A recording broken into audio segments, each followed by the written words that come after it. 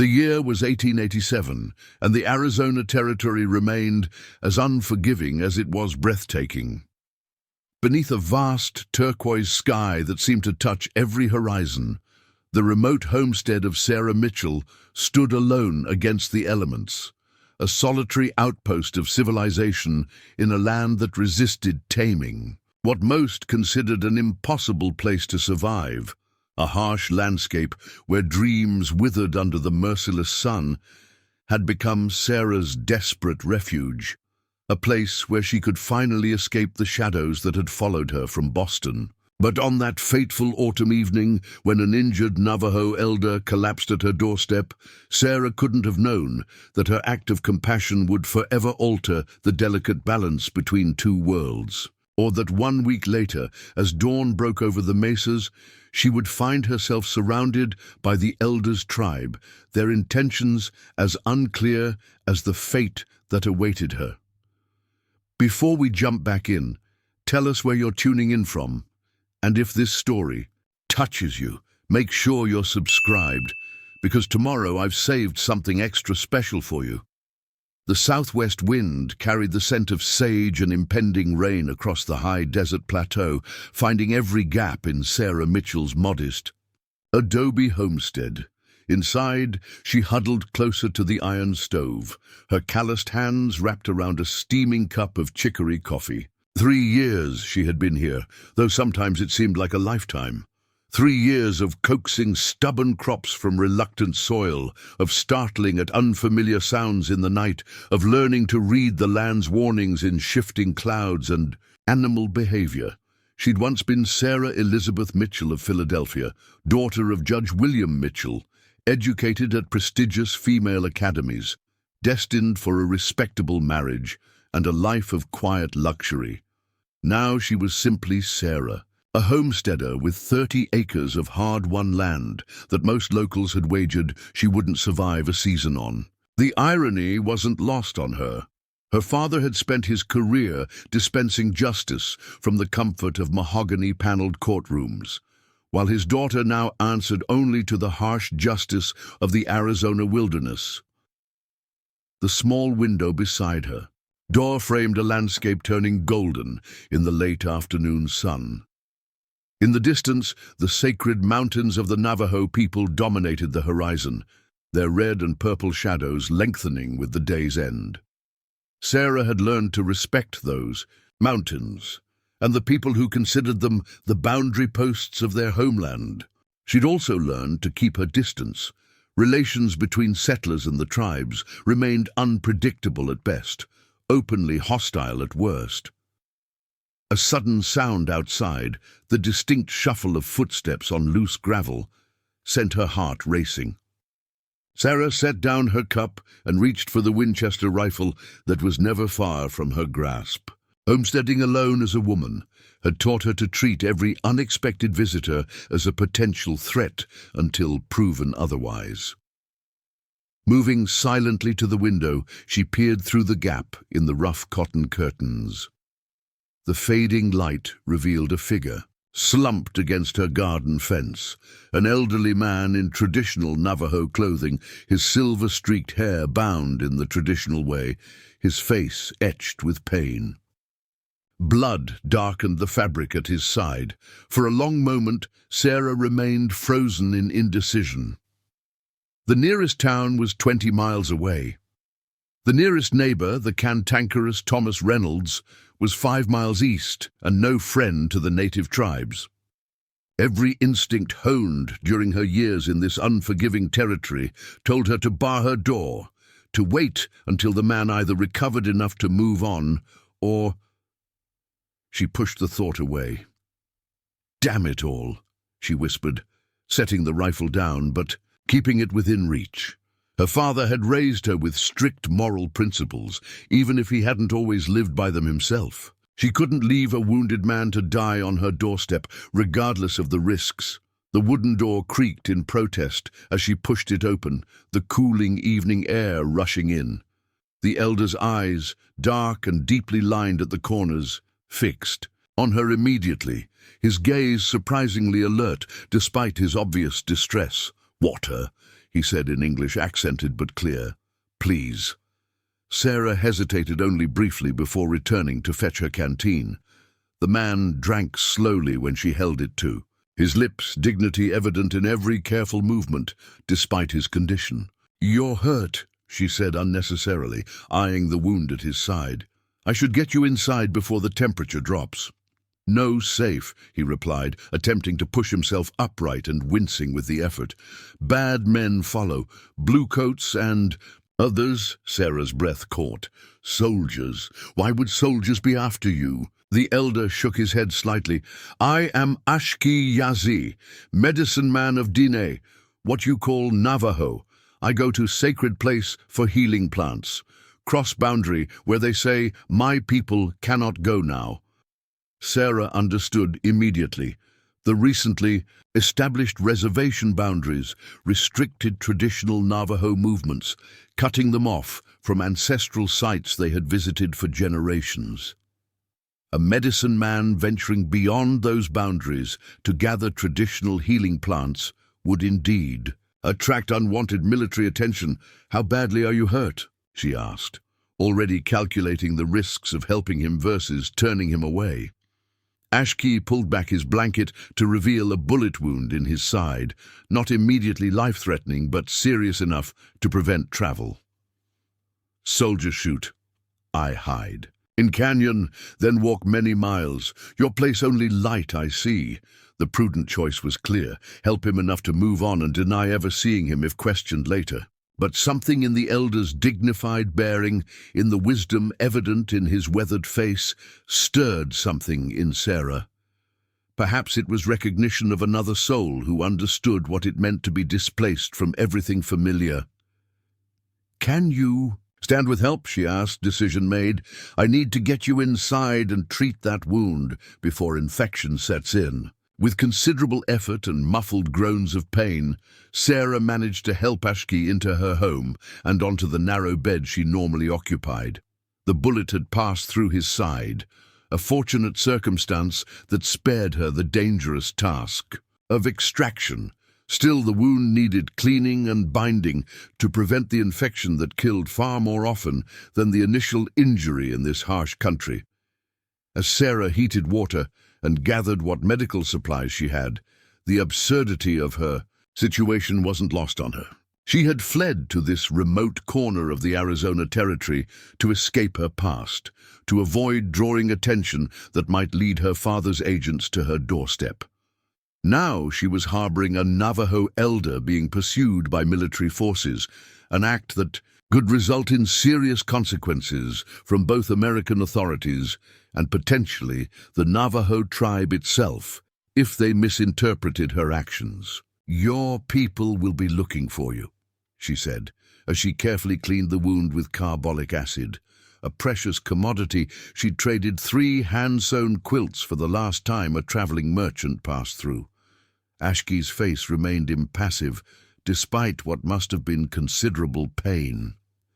"My son rides to sacred mountains for ceremony, will not return for 7 days, others not know where I go." "So no one will come looking for you," Sarah clarified, both relieved and concerned by this information. "No come before I heal," he confirmed. "If I not return when expected, then they search." Sarah nodded, focusing on binding the wound with strips of clean cotton. 7 days. She could shelter the elder for a week, give him time to heal enough to return to his people. It was a risk, but one her conscience wouldn't allow her to avoid. As she worked, Ashki studied her face with surprising intensity. "You have healer. Hands," he observed, "steady, gentle, but eyes carry much shadow. You run from something, yes?" Sarah's hands stilled momentarily before continuing their work. "We all have our reasons for being where we are," she replied carefully. "Rest now. We'll talk more when you're stronger." Ashki nodded slightly, seeming to accept her non-answer. "Shadow follows until you face it," he said enigmatically before closing his eyes. "Like coyote chasing own tail, never catching, always running." Sarah finished binding his wound in silence, troubled by the elder's perceptiveness. She had spent 3 years building a new identity in this harsh landscape, reinventing herself as a capable, independent homesteader with no connection to her former life. Yet this stranger had seen through her careful facade. Within minutes, as darkness enveloped the small homestead, Sarah settled into the wooden chair beside the stove, rifle across her lap, preparing for a night of watchfulness. Outside, the desert. Wind picked up, carrying the first drops of rain and whispering secrets across the land. In the distance, coyotes began their nightly chorus, their eerie calls seeming to echo Ashki's words. The shadow follows until you face it. Sarah rapped, her shawl tighter around her shoulders, fighting a chill that had nothing to do with the desert night. Whatever consequences might come from her decision to help the Navajo elder, she had made her choice. For the first time in years, she had followed her conscience rather than her fear. What she couldn't know, as she maintained her vigil through that long night, was that her act of compassion had set in motion events that would soon bring her face to face with both Ashki's people and the shadows of her own past. A reckoning that would arrive with the dawn exactly 1 week later. Preparing and narrating this story took us a lot of time, so if you are enjoying it, subscribe to our channel. It means a lot to us. Now back to the story. Dawn broke hesitantly over the mesas, pale light filtering through the single window of Sarah's homestead. She hadn't meant to doze, but exhaustion had claimed her sometime in the early morning hours. Now, jerking awake in the wooden chair, her neck stiff and her Winchester still balanced across her lap, Sarah's first instinct was to check on her. Unexpected patient, Ashki lay still on her narrow bed, his breathing shallow but steady. The fever she'd feared hadn't materialized overnight. A small mercy in a situation that offered few. Moving quietly, Sarah stoked the dying embers in the stove and set water to boil for a medicinal tea of yarrow and sage she'd learned to prepare from an old Mexican woman in town. As she worked, her mind cycled through the potential consequences of her decision. If soldiers were indeed searching for Ashki, they might eventually track him to her homestead. Harboring a Navajo who had violated reservation boundaries was punishable by fine or worse. The Indian agent Hammond was notoriously harsh in enforcing the government's policies designed to confine and ultimately break the spirit of the native peoples. "You think loud thoughts," Ashki observed, his voice startling her from her ruminations. His dark eyes were open now, alert despite the pain evident in the tight lines around his mouth. Sarah brought him a cup of water, helping him raise his head slightly to drink. "How are you feeling?" "I live," he replied simply, "thanks to you. The wound doesn't show signs of infection, but you've lost blood and need rest." She hesitated before adding, "If soldiers are looking for you, this is the first homestead they'll come across when searching this area." Ashki nodded slightly. 2 days I can move, return to my people." "Your injury needs longer than that to heal properly," Sarah protested. A ghost of a smile touched the elder's lips. "My medicine's at home, strong healing, but need strength to travel back." Sarah pulled up her chair beside the bed, curiosity overcoming caution. "You said you were gathering healing plants when you were shot. What kind of plants?"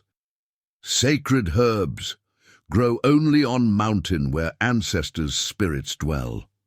His expression grew distant. "Government men draw lines on paper, say we cannot cross. But plants do not know these lines. Sickness does not respect these boundaries." The bitterness in his voice resonated with something deep inside Sarah. She too understood the arbitrary nature of boundaries, defined by those in power, how they could suddenly transform a person's entire existence. "My people suffer sickness brought by white man," Ashki continued after a moment. "Children cough blood, elders waste away. Agency doctor has no medicine that helps, so I go to mountain for old remedies." "And that's when the soldiers found you?" Ashki nodded. Patrol with Indian police. They shoot first, ask no questions. The Indian police, native men recruited to enforce government policies against their own people. The practice was as clever as it was cruel, using tribal members to maintain control while creating division within the communities themselves. "Yet you speak English well," Sarah observed. "Mission school as boy," he explained, his expression darkening. "They take Navajo children, cut hair, change names, beat us for speaking our language." He met her gaze directly. "I learn their words to understand their ways, to protect my people." Sarah felt a flush of shame, not for herself specifically, but for the system she was unavoidably part of. "I'm sorry," she said, knowing the inadequacy of the words even as she spoke them. Ashki studied her face. "You different. Eyes see truth, while you live alone in desert far from your kind." The question hit uncomfortably close to the truth Sarah had been running from. For a moment, she considered offering the same vague response she'd given the previous night, but something about the elder's direct gaze encouraged honesty. "I'm hiding," she admitted, perhaps the first time she'd spoken the words aloud since arriving in the territory. "From my father. From a life I couldn't live anymore." "What? Life makes daughter run from father?" Ashki asked, his tone not judgmental but genuinely curious. Sarah moved to the window, looking out at the desert landscape that had become her sanctuary. The story she'd kept locked inside for 3 years suddenly demanded release. "My father is a federal judge in Philadelphia, powerful, respected, and corrupt." The words came easier than she'd expected. "He sentenced men to prison for bribes, sent innocent people to jail to protect his wealthy friends. When I discovered evidence of what he was doing, ledgers recording payments, names, dates, he arranged a marriage for me to one of his associates, a man 40 years my senior." Ashki listened silently, his dark eyes never leaving her face. "I refused," Sarah continued, her voice growing stronger with the telling. "My father locked me in my room, said I would comply or be committed to an asylum for female hysteria. That night I took the ledgers and fled. I had a friend help me secure this land claim, far from his influence." She turned back to face Ashki. "So you see, I understand something about arbitrary boundaries and unjust power." The elder nodded slowly. "Two people, different worlds, same story. Both run from those who would cage the spirit." His eyes held a knowing gleam. "But running never ends chase. Shadow follows." Sarah returned to her chair, suddenly exhausted despite the early hour. "What choice do I have? If I were to expose my father's corruption, his influence would ensure I was discredited, perhaps even imprisoned. The ledgers are my only leverage, my only protection." "Where are these paper talks now?" Ashki asked.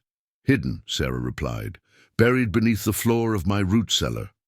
A sound outside, the distant whinny of a horse, cut their conversation short.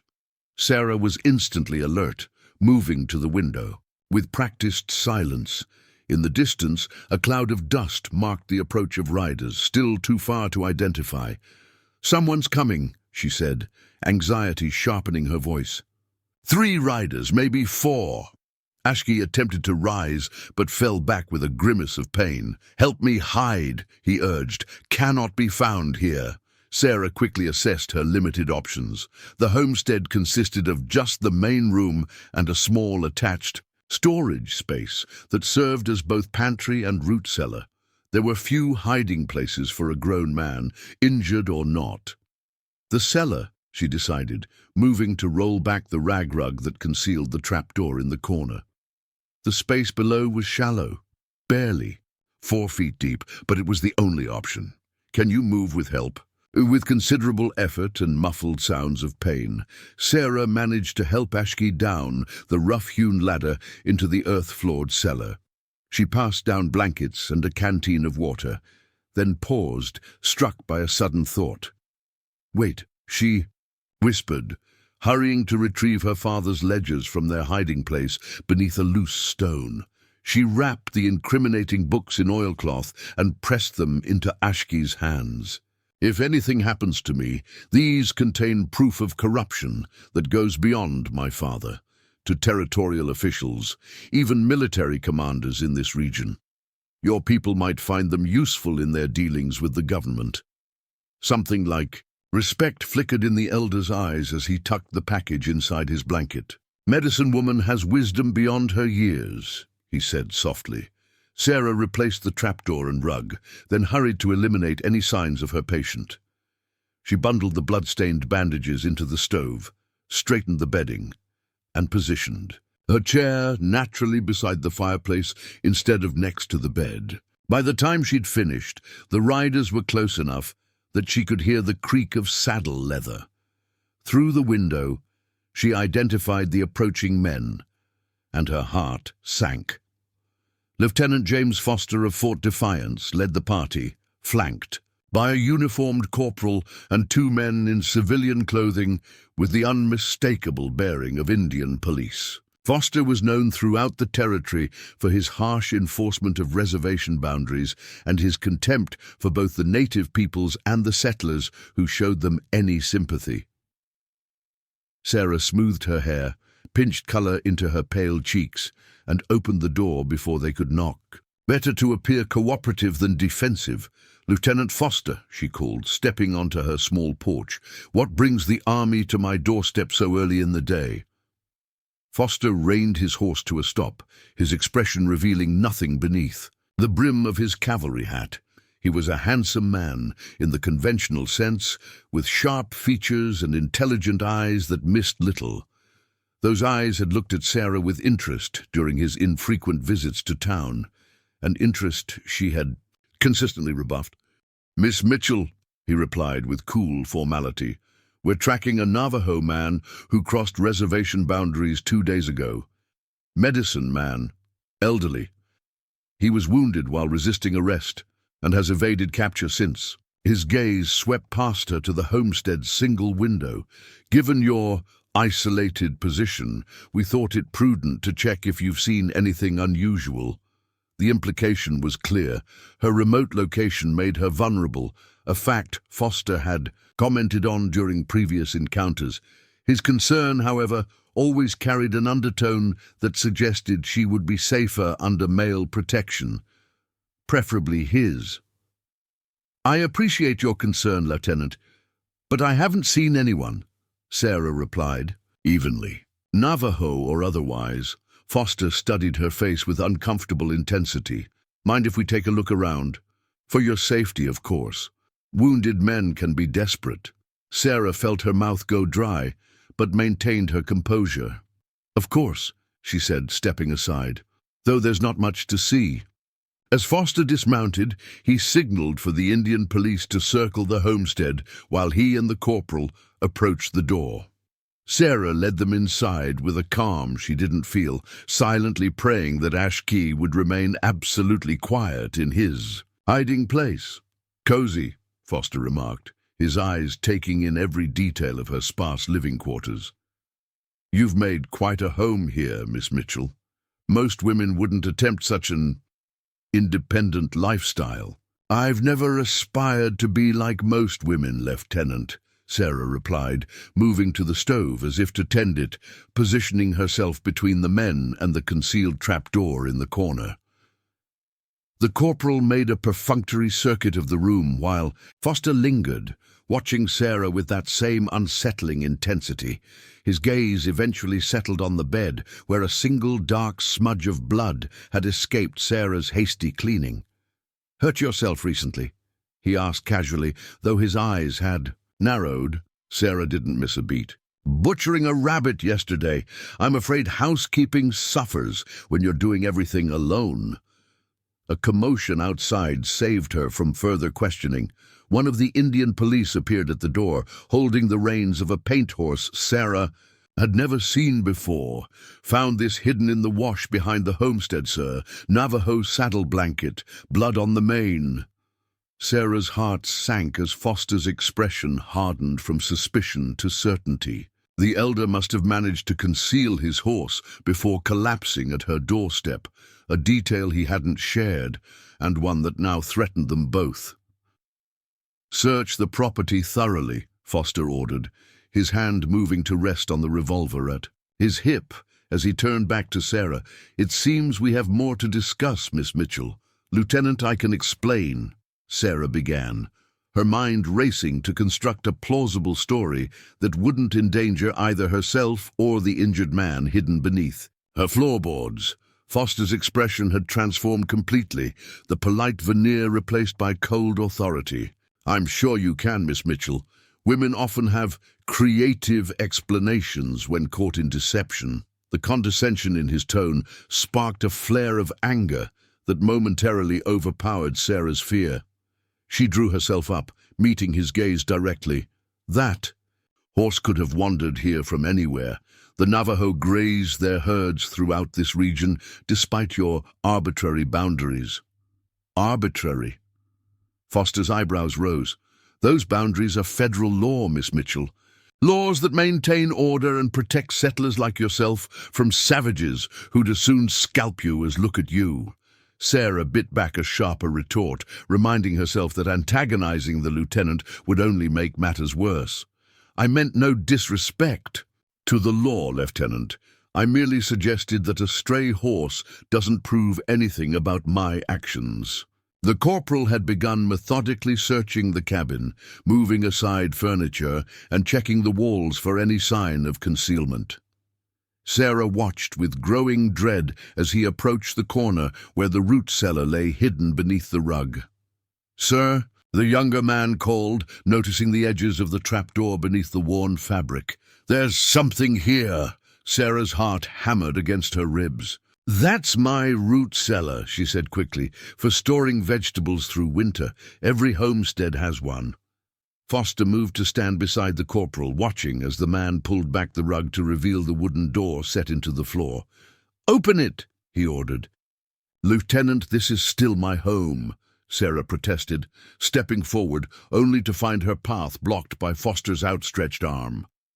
"A home where you're harboring a fugitive in violation of federal law," he countered. "That forfeits certain courtesies." "Miss Mitchell." The corporal lifted the trapdoor, and Foster drew his revolver before peering into the darkness below. For a moment, absolute silence filled the cabin. Then Foster looked up at Sarah, confusion evident in his expression. "Empty," he said. The corporal lowered himself partially into the opening, holding a lantern to illuminate the earthen space. "Nothing here, sir.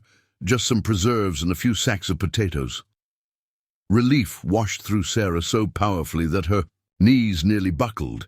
Somehow, impossibly, Ashki had vanished from the cellar where she had hidden him not 10 minutes earlier. Foster holstered his weapon, his eyes never leaving Sarah's face. "Search outside again," he instructed the corporal. "Check every outbuilding, every wash within half a mile. He can't have gotten far if he's injured." As the corporal departed, Foster closed the distance between himself and Sarah. "I don't know how you've managed to conceal him, or why you would risk everything to help a Navajo criminal, but I advise you to reconsider your position. Harboring fugitives carries serious consequences, consequences that would be particularly difficult for a woman alone in this territory." The threat beneath his words was unmistakable. Sarah held her ground, though it took every ounce of her will to meet his penetrating gaze. "I've told you the truth, Lieutenant. There's no one here but me." Foster studied her for a long moment before a cold smile touched his lips. "For now, perhaps I'll accept that answer, but understand this. I'll be watching this homestead. If the medicine man contacts you, if you see any sign of him, it would be in your best interest to notify me immediately." He removed his glove and reached out to touch her cheek, a gesture that made Sarah's skin crawl. "I would hate to see someone of your quality suffer the consequences of misplaced sympathies." Sarah remained perfectly still until he withdrew his hand. "I understand perfectly, Lieutenant." "I doubt that," he replied. But you will, should it become necessary. The search of Sarah's property continued for another hour, the Indian police methodically covering every possible hiding place while Foster remained inside, ostensibly to ensure Sarah didn't attempt to signal any hidden accomplices. His presence filled the small space, a constant reminder of the precarious position in which she found herself. When the searchers finally reported finding nothing, Foster appeared genuinely perplexed. "He was here," he said, more to himself than to Sarah. "The horse, the blood." His gaze swept the cabin once more. "Somehow, you've helped him escape. Or perhaps he was never here at all," Sarah suggested, unable to resist the small defiance. Foster donned his hat, fixing her with a final cold stare. "For your sake, Miss Mitchell, I hope that proves true. We'll be patrolling this area regularly. If I find evidence you've lied to me today, my return visit will be far less cordial." Only when the riders had disappeared over the ridge did Sarah allow herself to collapse into her chair, trembling with the aftermath of fear and relief. Where was Ash Key? How had he managed to vacate the cellar without being discovered? More importantly, where were her father's ledgers now? The answer to her first question came sooner than expected. As twilight descended on the homestead, Sarah was startled by a soft scratching at her back door, the one that opened toward the small vegetable garden she had painstakingly coaxed from the arid soil. Rifle in hand, she approached cautiously. "Who's there?" "Friend," came the whispered response in a voice she recognized. Sarah quickly unbarred the door to find not Ashki himself, but a young Navajo man crouched in the shadows of her garden wall. He couldn't have been more than 20, with the same proud bearing as the elder, but with strength and vitality that Ashki currently lacked. "Who are you?" Sarah demanded, not lowering her rifle. "Where is Ashki?" "I am Ki Yazi," the young man replied in careful English. "Ashki is my grandfather. He is safe." His dark eyes assessed her with the same penetrating quality the elder had shown. "You helped him when others would not. Our people remember such debts." "How did you find him? How did you get him out of my cellar without the soldiers seeing you?" A slight smile touched Key's lips. "Our people have traversed these lands for generations. We know ways of moving unseen when necessary." He gestured toward the distant mesas. "There are passages beneath the earth that your people have never discovered. One such passage opens near your water storage." Sarah recalled the small cistern she had dug at the garden's edge to collect precious rainwater. She had never noticed any opening that might connect to underground passages. "That's impossible," she began, then stopped herself. Was it any more impossible than Ashki's disappearance from a sealed cellar with soldiers just feet away? "Many things outsiders call impossible are simply unknown to them," Key observed. "Grandfather sent me to return this." He extended his hand, offering a small leather pouch that Sarah recognized as her own, one she kept herbs in for cooking. Inside, she found a folded piece of paper covered in unfamiliar symbols, and beneath it a small carved stone in the shape of an eagle. The stone was warm to the touch despite the cool evening air. "What does this mean?" she asked, studying the intricate carving. "The eagle watches over those who show courage and honor," Key explained. "Grandfather says it will guard your dreams until he returns to thank you properly." He glanced toward the horizon. "He also says to move what is hidden under your floor. Soldiers will return. Search more thoroughly next time." Sarah clutched the stone tightly. "The ledgers, are they safe?" Key nodded. "Grandfather keeps them protected, says they may help both our peoples against those who abuse power." He rose, silently, preparing to disappear into the gathering darkness. "I must return before I am missed, but know that eyes watch over you now. You are not alone." Before Sarah could respond, he had melted into the shadows with a stealth that seemed nearly supernatural to her Eastern sensibilities. For several minutes, She stood in her doorway, staring at the empty landscape, wondering if the entire exchange had been a stress-induced hallucination. The eagle stone in her palm, however, was undeniably real, as was the warning about Foster's inevitable return. That night, Sarah worked by lantern light to relocate her few valuables from the root cellar to a new hiding place she constructed beneath the hearthstones. As she worked, her mind kept returning to Key's words, "Eyes watch over you now. You are not alone."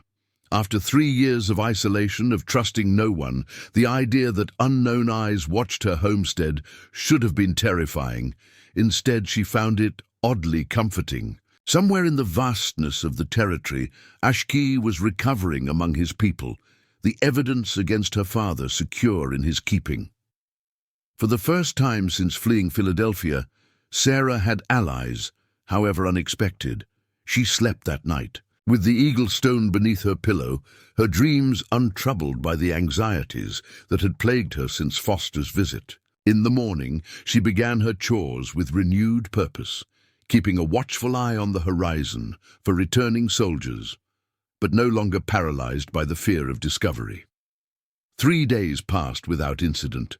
Sarah maintained her usual routines, tending her garden, caring for her small flock of chickens and single milk cow, repairing the endless small damages that the harsh desert environment inflicted on her homestead. Occasionally, she caught glimpses of movement at the edge of her property, a shadow that didn't match the surrounding landscape, a flash of color among the scrub brush that vanished when she looked directly at it. The promised watchful eyes. She assumed, though she never approached these manifestations nor acknowledged them openly. On the 4th day, as Sarah returned from the small spring that supplied her drinking water, she noticed fresh hoofprints crossing her property, not the military-precise tracks of cavalry mounts, but the unshod prints of Navajo ponies. They led directly to her back door and then circled the homestead before disappearing toward the western mesas. On her doorstep lay a small bundle wrapped in hand-woven cloth. Inside, Sarah found dried herbs that gave off an aromatic scent she didn't recognize, and a portion of what appeared to be bread made from unfamiliar blue cornmeal. A gift of thanks, perhaps, or a gesture of alliance. Sarah brought the offerings inside, placing the herbs carefully in her cabinet of medicinal supplies and breaking off a piece of the bread to taste. Its nutty flavor was unlike anything she had encountered before, but pleasant in its unfamiliarity. She was about to close her door when a distant dust cloud caught her attention, riders approaching from the east, from the direction of Fort Defiance. Foster had returned as predicted, likely with more men and a more thorough search plan. Sarah quickly secured her home, ensuring no trace of the Navajo gifts remained visible, then waited on her porch, a posture of innocence that belied the apprehension coursing through her. As the riders drew closer, however, Sarah realized this was not Foster's patrol returning. Instead of uniformed cavalry, these riders wore civilian clothing, though they moved with the coordinated precision of men accustomed to working together. At their head rode a figure Sarah recognized with a shock that turned her blood to ice: Thomas Blackwell, her father's most trusted investigator, the man who had tracked down countless fugitives for Judge Mitchell over the years. Her past had found her at last, and at the worst possible moment, caught between Lieutenant Foster's suspicions and her tenuous new alliance with Ashki's people. As Blackwell's party approached, Sarah felt the weight of the eagle stone in her pocket, a small comfort against the reckoning that now loomed before her. Sarah's fingers tightened around the porch railing as Blackwell reined his horse to a stop before her homestead. Time had added silver to his temples and deepened the lines around his eyes, but his hawk-like features remained unchanged. The same calculating gaze she remembered from Philadelphia society functions where he had hovered at her father's shoulder, watching, assessing, quietly gathering information on anyone who might threaten Judge Mitchell's interests. "Miss Sarah," he called, removing his hat with a gentility that contrasted sharply with his reputation as her father's merciless enforcer. "It's been a long journey to find you." Sarah straightened her spine, refusing to show the fear that threatened to paralyze her. "Mr. Blackwell, my father must be desperate indeed to send you so far from civilization." A thin smile crossed Blackwell's weathered face. "Judge Mitchell has been concerned for your well-being. 3 years is a long time to worry about one's only daughter." "Concerned for his reputation, you mean?" Sarah replied, unable to keep the bitterness from her voice. "Or for the ledgers I took with me?" Blackwell dismounted with the fluid grace of a man half his age, motioning for his 3 companions to remain on horseback. "May I approach, Miss Sarah? It seems we have much to discuss, and the desert sun is unforgiving to men who've ridden far." Sarah weighed her options quickly. Refusing him would only delay the inevitable confrontation and might prompt a forceful entry that would negate what little advantage her position as homeowner provided. "Better to maintain the illusion of control for as long as possible. You may approach, Mr. Blackwell, alone." She emphasized the last word, her gaze shifting pointedly to his armed companions. Blackwell nodded to his men, who remained mounted but watchful as he climbed the 3 steps to Sarah's porch. Up close, she could see the exhaustion in the set of his shoulders, the trail dust that coated his otherwise immaculate clothing. He had indeed ridden far and hard to find her. "You've built quite a life for yourself," he observed, glancing around at the modest but well-maintained homestead. "Most would have wagered against a judge's daughter surviving alone in such country." "Most would have lost that wager," Sarah replied evenly. "What does my father want, Mr. Blackwell? After disowning me so publicly, why track me down now?" Blackwell studied her face for a moment before answering. "Times change, Miss Sarah. Circumstances evolve. Your father faces political challenges. The return of his daughter and certain missing documents would simplify matters considerably." "Political challenges," Sarah repeated, a humorless laugh escaping her. "How diplomatic of you. Has someone finally questioned his rulings, or did one of his victims find the courage to speak out?" Senator Harrison's son was recently appointed to the Oversight Committee examining judicial conduct in the Eastern Districts. Blackwell explained, his tone neutral but his eyes sharp. "The young man seems determined to make a name for himself by investigating allegations of impropriety. Your father thought it prudent to resolve any potential complications before testimony begins." Sarah absorbed this information with a mixture of vindication and apprehension. After years of operating with impunity, her father was finally facing scrutiny. Yet that same scrutiny had driven him to find her after 3 years of blessed anonymity. "And if I refuse to return?" she asked, though she already knew the answer. Blackwell's expression remained pleasant, but his voice took on an edge of steel. "Judge Mitchell has arranged a full pardon for any indiscretions that might have precipitated your departure. However, should you prove uncooperative, he's prepared to pursue other legal avenues. Theft of judicial records carries significant penalties, Miss Sarah, as does falsifying court documents and accepting bribes," she countered. "Those ledgers weren't just evidence of my father's corruption. They implicated dozens of so-called respectable men." A flicker of genuine interest crossed Blackwell's face. "You still have them, then?" Sarah realized her mistake immediately. She'd revealed too much, allowing Blackwell to confirm what had previously been only her father's suspicion, that she had taken the ledgers rather than simply discovering them. "I have what I need to ensure my safety," she amended carefully. Blackwell smiled, the expression failing to reach his eyes. "I've always admired your intelligence, Miss Sarah. It's served you well, obviously." He gestured toward the homestead. "But intelligence should be tempered with practicality. This situation can resolve in one of 2 ways. You return voluntarily with the ledgers, or Or what, Mr. Blackwell? My father will have me forcibly removed? On what authority?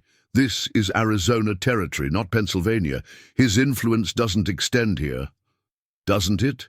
Blackwell countered softly. Judge Mitchell has cultivated relationships far beyond Philadelphia, Miss Sarah. The territorial governor counts him as a personal friend. The Indian agent at Fort Defiance corresponded with him just last month regarding mutual acquaintances. Sarah felt a chill that had nothing to do with the desert breeze. Hammond, the Indian agent, reported directly to Lieutenant Foster.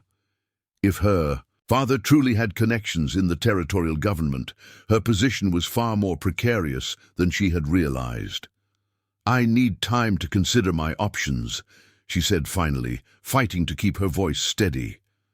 Blackwell nodded, as if he had expected, no less. Of course, Judge Mitchell understands this is a significant decision. He authorized me to allow you 3 days for reflection. His gaze swept the surrounding landscape. My associates and I will establish camp by the creek to the south. Close, enough to provide protection should you need it, far enough to respect your privacy. Protection was the last thing Sarah believed Blackwell offered, but she recognized the implicit message. They would be watching, preventing any attempt at flight. 3 days, she agreed, having little choice in the matter. Blackwell replaced, his hat with a small bow that bordered on mockery. Until then, Miss Sarah. He descended the steps and returned to his waiting men, issuing quiet instructions before the group rode toward the creek, visible in the distance. As their dust settled, Sarah's mind raced through the limited options before her. Blackwell's arrival had complicated an already dangerous situation. If Foster returned to continue his search for Ashkey while Blackwell's men watched the homestead, she would be caught between two forces, each capable of destroying the life she had built. More concerning still was the implied connection between her father and the territorial authorities. If Judge Mitchell truly had influence with Hammond and Foster, then her tenuous alliance with Ashkey's people might be her only remaining protection. The eagle stone weighed heavily in her pocket as Sarah entered her cabin and barred the door behind her. She placed it on the table, studying its intricate carving in the afternoon light filtering through her window. I need your guidance now more than ever, she whispered to the talisman, feeling foolish even as the words left her lips. To her astonishment, a shadow passed across the stone, not her own, but that of a bird gliding past her window. Sarah looked up in time to see a golden eagle soaring overhead, its massive wingspan casting a brief shadow over her homestead before it banked toward the western mesas where Ashkey's people dwelled. Coincidence, she told herself firmly. Yet she couldn't dismiss the timing nor the strange sense of reassurance that washed over her as she watched the eagle disappear into the distance. With renewed determination, Sarah gathered paper and the precious pencil she reserved for important correspondence. If she had only 3 days before Blackwell demanded a decision, she would use them to reach out to the only allies available to her. Carefully, she sketched the scene outside her window: Blackwell's camp to the south, the military post to the east, her homestead in the center. Below this crude map, she wrote in clear, precise script, "My father's agent has found me. He demands the ledgers and my return within 3 days. Military still searches for Ashkey. I am watched from all sides. If you receive this message, please advise." She had no certainty that Key or any of Ashkey's people still watched her homestead, nor any way of knowing if such a message could reach the elder in his hiding place. Still, she had to try. Folding the paper carefully, Sarah placed it inside a small tin that had once held hard candies, now repurposed as a weatherproof container. As dusk approached, she ventured out to collect eggs from her small henhouse, taking a circuitous route that brought her near the cistern, where Key had implied an entrance to the underground passages existed.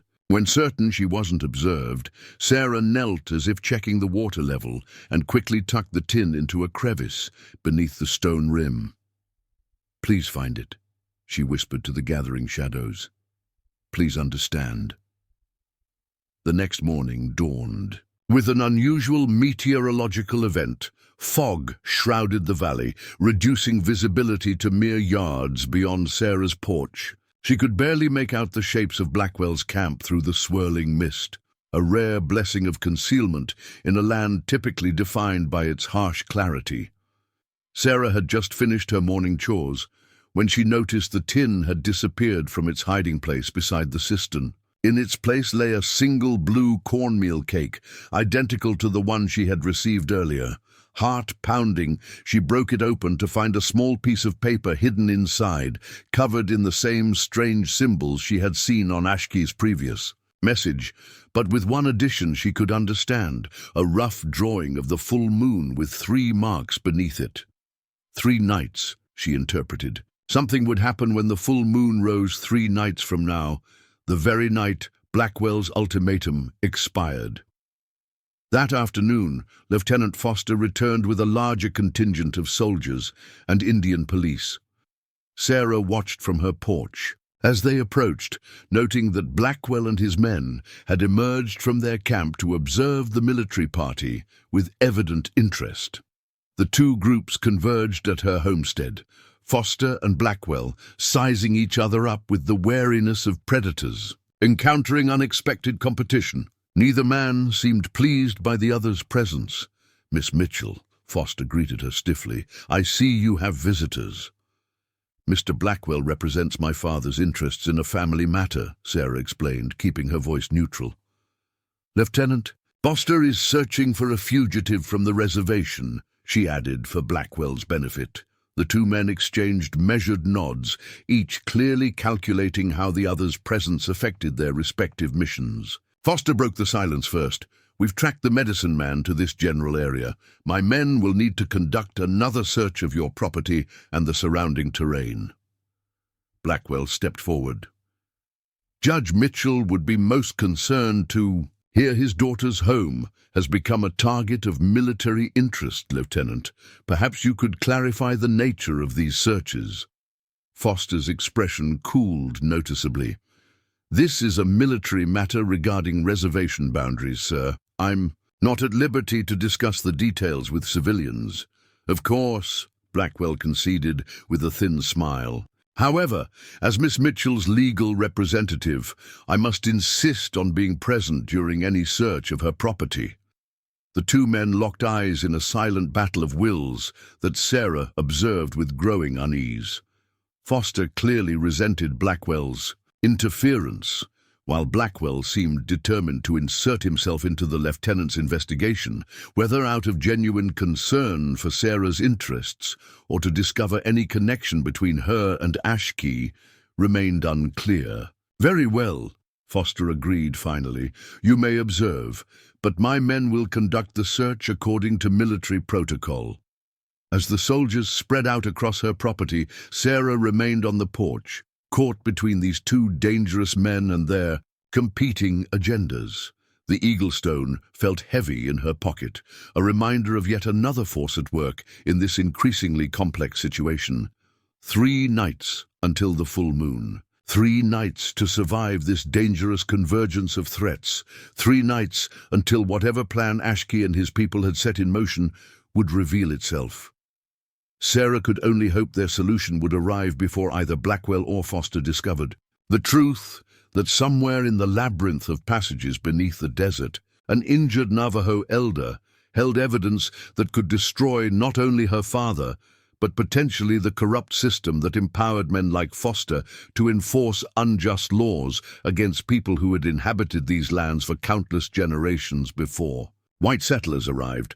Foster's second search proved even more thorough than the first. His men dismantled Sarah's root cellar, probed every floorboard, and examined each piece of furniture for hidden compartments. They extended their investigation to the chicken coop, the small barn housing her cow and mule, and even the outhouse. At the property's edge, all while Blackwell observed with calculating eyes, noting every detail of the homestead and the military's procedures. When the soldiers finally discovered the loose stones beneath Sarah's hearth, her hastily created hiding place after Key's warning, Foster's triumph was palpable. Yet the space contained only her meager savings and a locked box holding her land deed and personal correspondence. Of the fugitive medicine man or the mysterious ledgers, there was no sign. Quite the elaborate hiding place for ordinary documents. "Miss Mitchell," Foster remarked, turning the brass key to her lockbox between his fingers. "A woman alone must take precautions, Lieutenant," Sarah replied evenly, extending her hand for the key.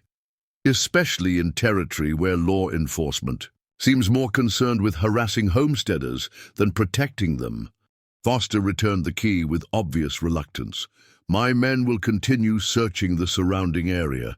The medicine man is injured and couldn't have traveled far without assistance." His gaze lingered meaningfully on her face. "Someone in this region is helping him evade capture. Perhaps he's simply more resourceful than you give him credit for," Sarah suggested, unable to resist the small defiance, despite Blackwell's warning glance from across the room. Foster's expression hardened. "Native resourcefulness is precisely what reservation boundaries are designed to contain, Miss Mitchell. Those who disregard such boundaries, or assist others in doing so, undermine the very civilization they claim to represent." With that parting admonition, Foster ordered his men to withdraw, their search expanding outward from the homestead in widening circles. Sarah watched from her window as they methodically combed the surrounding terrain, their blue uniforms stark against the desert landscape. "You seem remarkably unconcerned about military personnel ransacking your home," Blackwell observed once they were alone. He stood by her hearth, studying the disturbed stones with evident curiosity. "Most women would be distressed by such an invasion. Most women haven't spent 3 years defending their land against everything from rustlers to flash floods," Sarah countered. "Lieutenant Foster's suspicions are merely the latest challenge to overcome." Blackwell turned to face her, his expression unreadable. "What exactly does he suspect you of, Miss Sarah?" "Harboring a Navajo fugitive seems rather specific. The lieutenant's imagination exceeds his evidence," she replied carefully. "He found an injured man's horse near my property and leapt to conclusions that suited his preconceptions about native criminals and sympathetic settlers." Indeed, Blackwell's tone suggested he found the situation more intriguing than he was willing to admit. "A curious coincidence, this manhunt coinciding with my arrival on your father's behalf." Sarah busied herself restoring order to the cabin, refusing to meet his searching gaze. "The territories are full of coincidences, Mr. Blackwell. Prospectors stumble upon silver while searching for water. Cattle thieves encounter rattlesnakes in the very moment of their crimes. Military officers pursue their obsessions, while more worthy matters remain unaddressed." Blackwell smiled thinly at her evasion. "Your father always lamented your wasted potential in law, Miss Sarah. You have a remarkable talent for addressing questions without answering them." He moved toward the door. "I'll return to my camp and allow you to continue your reflections on my offer. Remember, 2 days remain before I require your decision." After Blackwell's departure, Sarah spent the remainder of the day repairing the damage from Foster's search. As she worked, her mind circled endlessly through her limited options. Blackwell would never leave without the ledgers or without her, preferably both. Foster would not abandon his pursuit of Ashkee, especially now that his military pride was engaged. And somewhere beyond her perception, Ashkee's people were planning something involving the full moon, something that might offer escape from this impossible situation. As twilight deepened into night, Sarah sat on her porch, watching the waxing moon rise over the eastern mesas. Tomorrow night it would be full, coinciding with the deadline of Blackwell's ultimatum. Whatever Ashkee and his people intended would need to occur before Blackwell forced her hand. A flicker of movement at the edge of her property caught her attention, not the disciplined patrol of soldiers or the watchful presence of Blackwell's men, but something more fluid, more at home in the desert darkness. Sarah remained perfectly still, straining her eyes against the gathering shadows. There, a figure moving with remarkable stealth between patches of scrub brush, approaching her homestead from the west. Years of homesteading had taught Sarah when to seek safety and when to stand her ground. This nocturnal visitor, she sensed, posed no immediate threat. She waited, one hand resting on the rifle that never left her side after dark, as the figure drew closer. Ki Yazi materialized from the darkness with the same preternatural silence he had displayed during his previous visit. He paused at the edge of Sarah's porch, his expression grave in the moonlight. "You sent message," he said without preamble. "Grandfather has read it." "Your people still watch my homestead?" Sarah asked, though she already knew the answer. Ki nodded, his dark eyes scanning the surrounding terrain. "Always. We see soldiers search, see other men come, men from the east with hard eyes." "My father sent them to take me back," Sarah explained. "They want the ledges Ashki has protected." Grandfather suspected this. Ki reached into the folds of his clothing and produced a small bundle wrapped in the same woven cloth that had contained the blue cornmeal bread. "He sends this, says you will understand when the time comes." Sarah accepted the bundle, feeling its surprising weight. "What happens at the full moon? What was your message trying to tell me?" Ki's expression revealed nothing as he replied, "Tomorrow when moon rises full, our people gather for healing ceremony. Very powerful medicine. Grandfather says you must be there." "How?" "Blackwell's men watch my every move. Lieutenant Foster patrols the area constantly." A hint of a smile touched Ki's features. "White eyes see only what they expect to see. They look for Navajo man on Navajo horse. They do not look for white woman dressed as our people, riding with hunting party." Sarah blinked in surprise. "You expect me to disguise myself as Navajo? That would never work. My appearance. Grandfather says you have spirit of eagle, sees far, flies between two worlds." Ki gestured toward the bundle in her hands. "All you need is there. When sun touches western mountains tomorrow, be ready at Waterstones where messages pass between us. Hunters will come for late deer. You will go with them." Before Sarah could question him further, Ki had receded into the darkness, his departure as silent as his arrival. She sat motionless for several minutes, processing his instructions and the audacious plan they implied. Disguising herself as Navajo to slip past both Blackwell's surveillance and Foster's patrols seemed impossible, perhaps even offensive to the very people offering her sanctuary. Yet what choice did she have? In 2 days, Blackwell would force her return to Philadelphia to face her father's manipulation or his vengeance. Foster's suspicions would eventually lead to some form of legal action against her. The homestead she had built with years of backbreaking labor would be lost either way. Inside her cabin, Sarah unwrapped the bundle by lamplight. It contained a folded garment of dark wool, a traditional Navajo woman's dress, along with a hair tie, soft moccasins, and a small pot of what appeared to be dark pigment. Beneath these lay something that made her breath catch, a folded paper bearing her father's official letterhead. With trembling fingers, Sarah unfolded the document to find a letter written in Judge Mitchell's unmistakable hand, addressed to the territorial governor. Its contents confirmed her worst fears about her father's far-reaching influence. "My dear Governor Wilson, I write to request your assistance in a delicate family matter. My daughter, Sarah, suffering from feminine melancholia following her fiancé's untimely death, fled Philadelphia under the influence of these disturbed perceptions. Recent information suggests she has established residence in Arizona Territory under false pretenses. My agent, Thomas Blackwell, travels to retrieve her and certain family documents she removed in her confused state." Any assistance your office can provide in expediting her return to proper medical care would be greatly appreciated. The bearer of this letter is authorized to act with my full legal authority in this matter.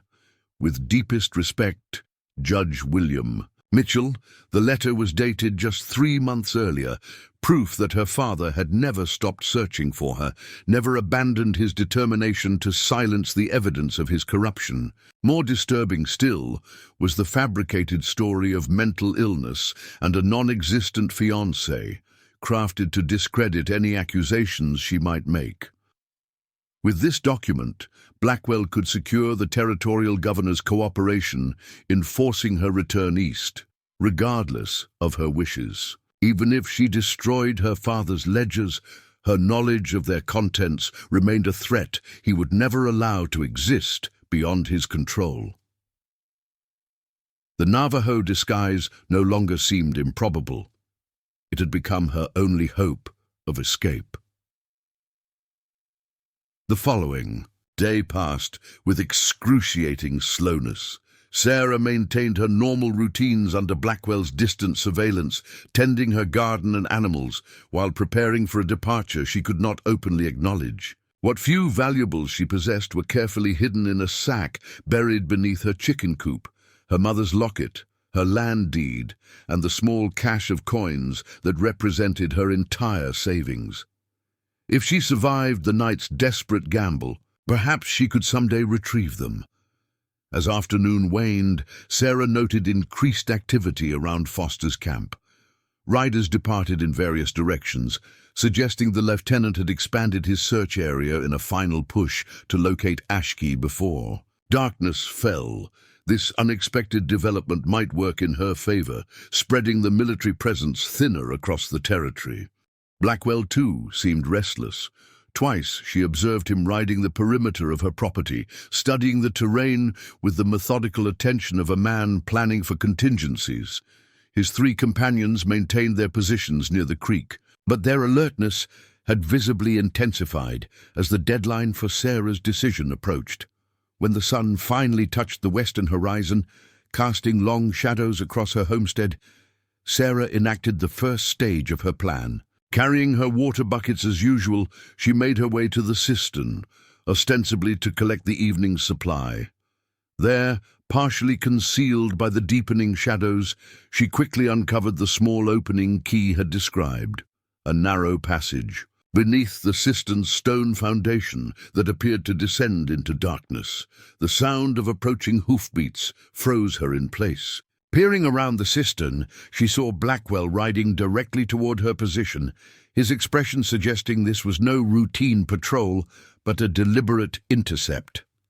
"Miss Sarah," he called as he drew near. "A moment of your time, if you please." Sarah straightened, leaving her water buckets beside the cistern and moving to meet him, careful to position herself between Blackwell and the concealed passage entrance. "I was just finishing my evening chores, Mr. Blackwell," she replied, fighting to keep her voice steady. "Has something changed regarding our arrangement?"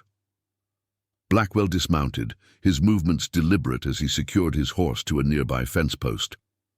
"Lieutenant Foster's sudden enthusiasm for searching the western canyons struck me as potentially significant," he said, studying her face closely.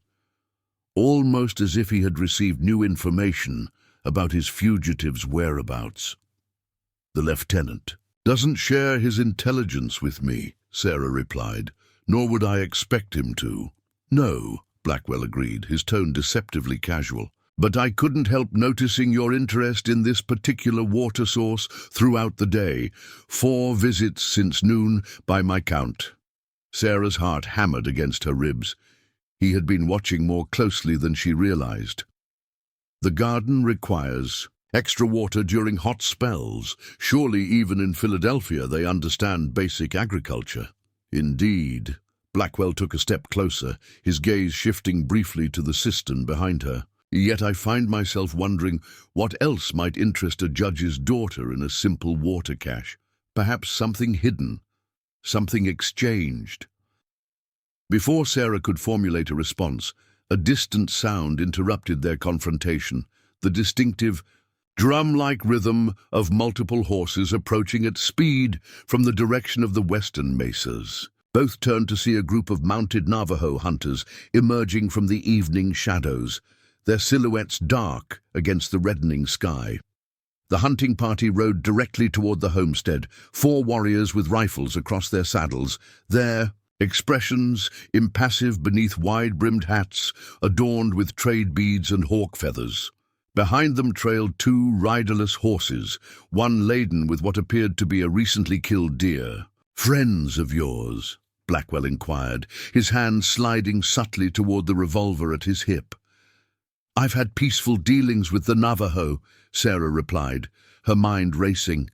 "They occasionally trade venison for coffee or salt." Blackwell's gaze never left the approaching riders. Curious timing for a social visit, wouldn't you say? Almost as if they expected to find you here at this specific moment. Before Sarah could respond, the hunting party reached them. The lead rider, a broad-shouldered man with striking facial tattoos that marked him as a warrior of some status, regarded Blackwell with open suspicion before addressing Sarah in the Navajo language. "I don't speak your tongue," Sarah replied, hoping her planned rendezvous remained salvageable despite Blackwell's presence. The warrior switched to heavily accented English. "We bring meat, trade for coffee beans." His dark eyes flickered briefly to the cistern before returning to Sarah's face, a subtle signal that confirmed these were indeed Key's promised escorts. "I appreciate the offer," Sarah began carefully, "but as you can see, I'm engaged with another visitor at the moment." Blackwell stepped forward, assuming the authoritative manner that had intimidated countless individuals across Philadelphia society.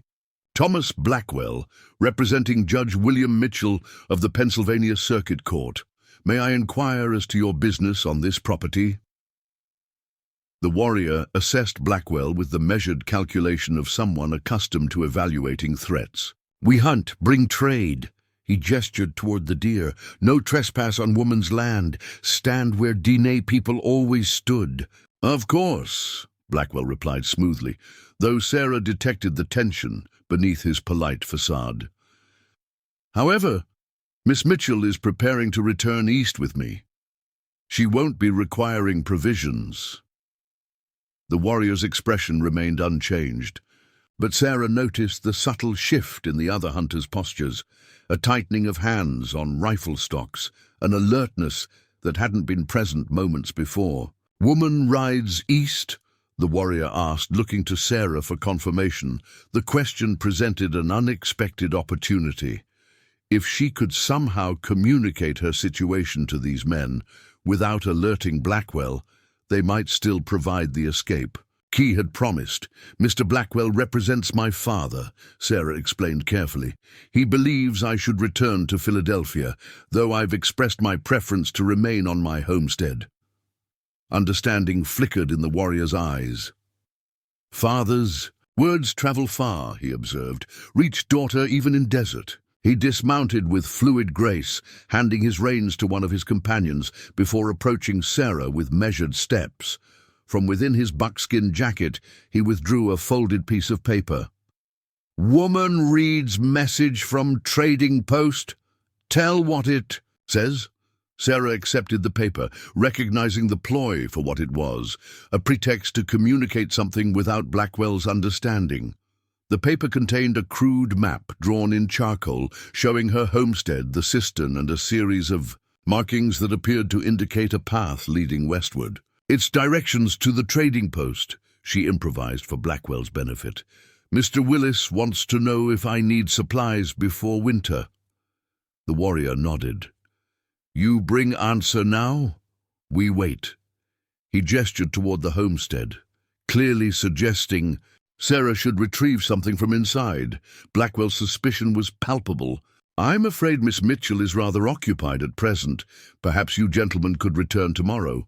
"Moon full tonight," the warrior replied, pointing toward the eastern horizon where the moon had begun its ascent.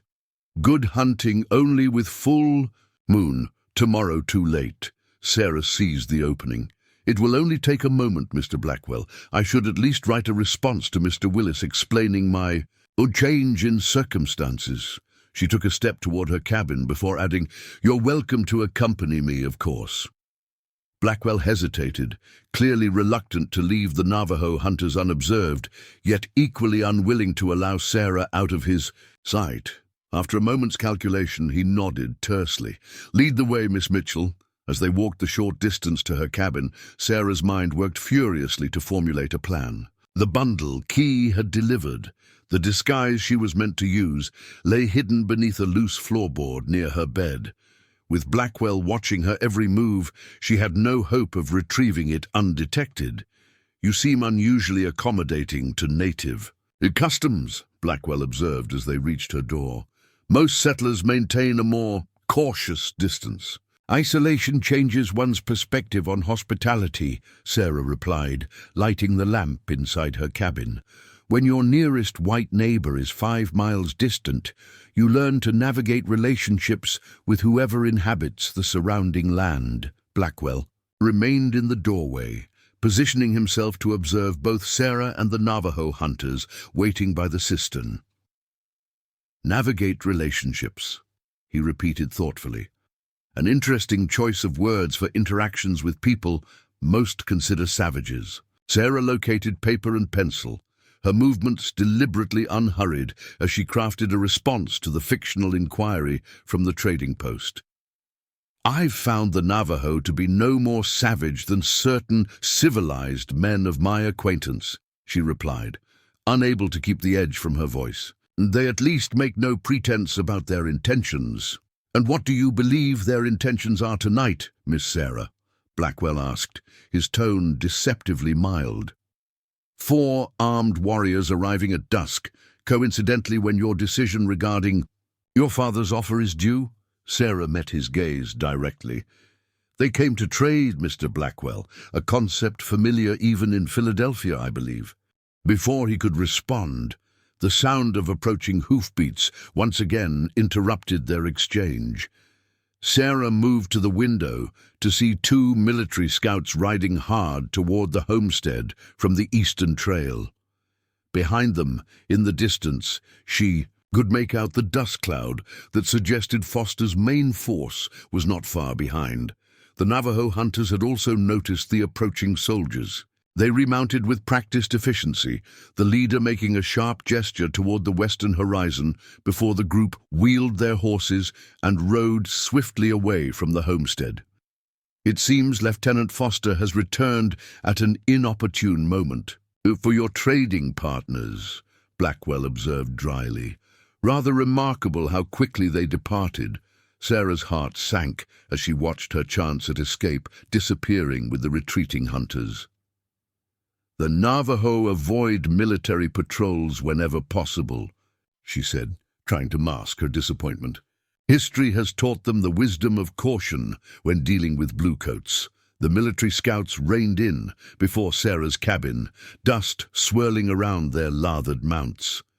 "Miss Mitchell," the corporal called urgently. "Lieutenant Foster requests you remain indoors. We've tracked the fugitive medicine man to the canyons west of here. There may be armed Navajo in the area." Blackwell stepped onto the porch. "Has there been violence, Corporal?" "No, sir, but the lieutenant believes they're gathering for some purpose, perhaps a raid on settlements." The young soldier's expression betrayed his nervousness. "Best if civilians stay secured until we determine their intentions." Sarah followed Blackwell outside, clinging to a desperate hope that the situation might somehow still work to her advantage. "Surely Lieutenant Foster doesn't believe a few hunters constitute a war party," she protested. "They were just here, trading venison." The corporal's eyes widened. "Navajo were here, at your homestead." He turned in his saddle, gesturing urgently to his companion. "Ride back to the lieutenant. Tell him we've confirmed native presence at the Mitchell homestead within the last hour." The second scout departed immediately, spurring his horse toward Foster's approaching column. The corporal remained, his rifle now held at the ready as he scanned the surrounding terrain. "Please go inside, Miss Mitchell. We'll establish a perimeter around your property," Sarah felt the walls of her carefully constructed life closing in. Foster would use the hunter's presence to justify a military occupation of her homestead. Blackwell would use the ensuing chaos to force her departure.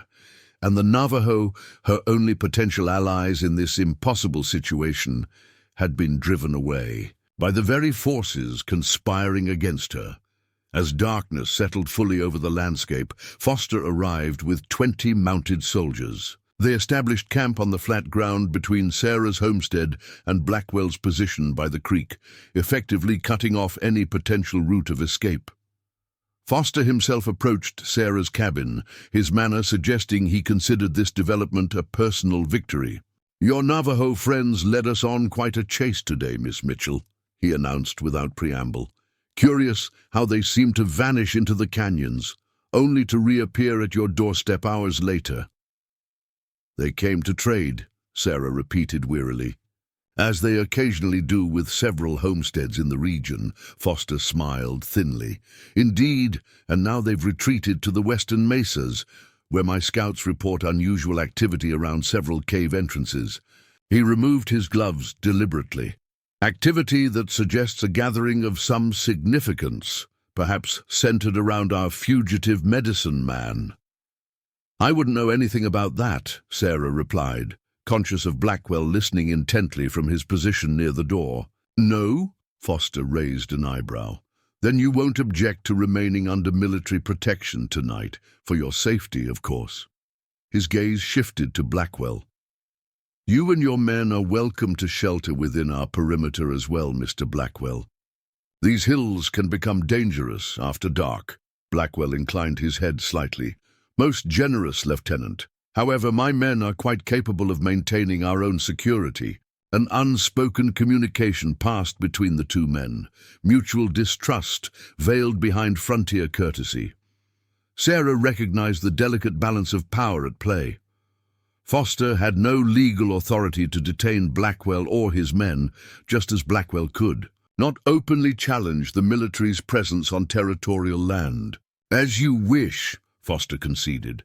Turning back to Sarah, his tone hardened. "No one enters or leaves this homestead tonight without my personal authorization. Is that understood, Miss Mitchell?" Sarah nodded, not trusting herself to speak. As the men withdrew to their respective positions, she closed her door and leaned against it, momentarily overwhelmed by the trap that had closed around her. The full moon now hung above the eastern horizon, its silver light streaming through her window to illuminate the small cabin she had fought so hard to establish. According to Key, somewhere in the western canyons, Ashkey and his people were gathering for a healing ceremony. A ceremony she was meant to attend, bearing the eagle stone and whatever guidance the elder wished to provide regarding her father's ledgers. Instead, she sat imprisoned in her own home, surrounded by armed men representing the various forms of authority she had fled 3 years earlier. The bitter irony was not lost on her.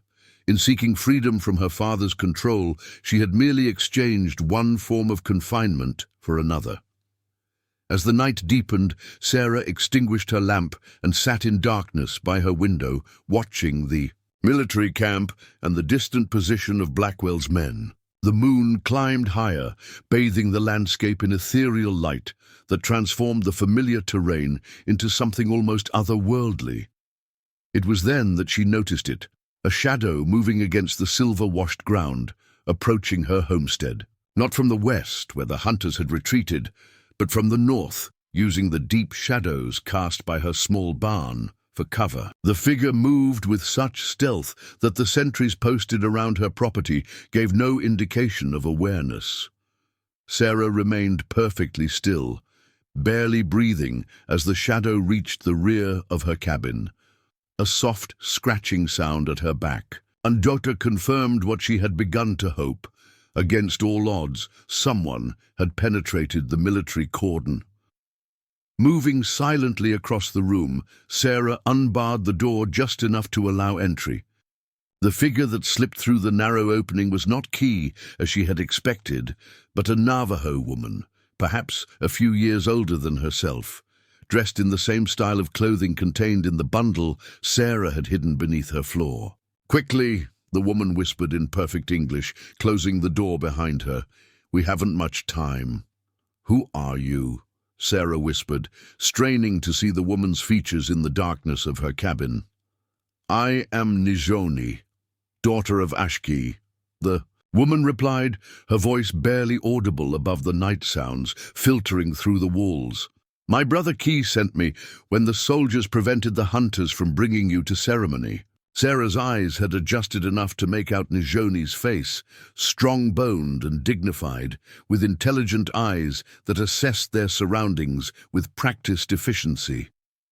Unlike Ki, who carried himself with a warrior's alertness, Nijoni moved with the quiet assurance of a healer, someone accustomed to navigating between life and death with steady hands. "How did you get past the soldiers?" Sarah asked, peering through the window at the military camp where no alarm had been raised.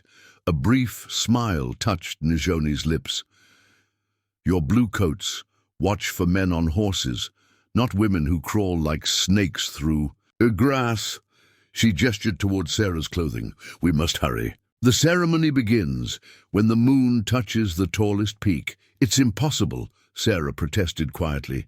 "There are 20 soldiers outside, not to mention Blackwell's men. Every approach to this cabin is watched." Nijoni moved to the center of the room, her expression revealing nothing of the urgency she clearly felt. "Do you have the stone my father gave you? The eagle?" Sarah retrieved the carved talisman from her pocket, its smooth surface warm against her palm despite the cool night. "Yes, but—" "And the bundle he sent with instructions, hidden beneath the floor," Sarah confirmed, moving to the loose board where she had concealed the disguise. As she knelt to retrieve it, a sharp knock at her front door froze both women. "In place. Miss Mitchell?" Lieutenant Foster's voice carried clearly through the wooden barrier. "A moment of your time, if you please." Sarah gestured frantically for Nijoni to conceal herself in the small storage space adjacent to the main room. The Navajo woman slipped silently through the narrow doorway as Sarah smoothed her skirts and moved to answer Foster's summons. "Lieutenant," she greeted him with forced composure. "What brings you to my door at this hour?" Foster stood on her porch, silhouetted against the military campfires burning beyond. "My sentries reported movement around your cabin. I thought it prudent to verify your security personally." Sarah maintained a neutral expression despite her racing heart. "As you can see, I'm quite alone. Perhaps your men glimpsed my shadow through the window as I prepared for bed." Foster's gaze swept the visible portion of her cabin with unconcealed suspicion. "Perhaps. Those shadows rarely move with purpose." He shifted his weight, hand resting casually on his holstered revolver. "May I come in, Miss Mitchell? A brief inspection would set my mind at ease."